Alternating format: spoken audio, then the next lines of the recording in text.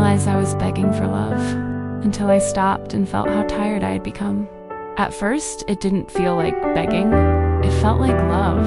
I told myself relationships require effort, that patience was proof of commitment, that understanding meant staying quiet when something hurt. So I stayed, and I waited.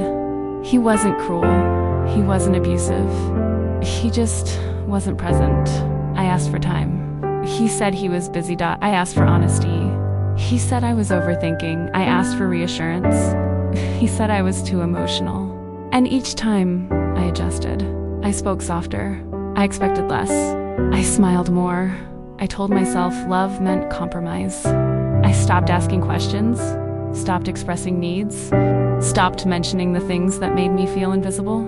I became grateful for breadcrumbs, a text, a late-night call, a promise that never had a date. I waited for affection, the way you wait for rain in a drought, hoping, but never certain. And the scariest part? I thought this was normal. One night, I watched myself rehearse a message, not because it was complicated, but because I didn't want to sound like I was asking for too much. That's when it hit me. I wasn't communicating.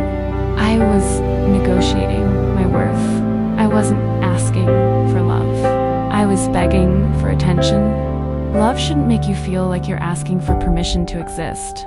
It shouldn't require you to shrink so someone else can stay comfortable. Love doesn't demand silence. It doesn't punish honesty. It doesn't make you feel like a burden for having needs. And suddenly, the exhaustion made sense. Walking away didn't happen all at once. It happened in moments. When I stopped explaining myself, when I stopped waiting, when I chose peace over potential. I didn't leave because I stopped loving him. I left because I started loving myself again. Love is not something you beg for. It's something that meets you halfway. If someone truly cares, you won't have to convince them. You won't have to chase effort, or argue for consistency, or plead to be valued. Love should feel safe, chosen, steady. If love feels like begging, it isn't love. It's a lesson.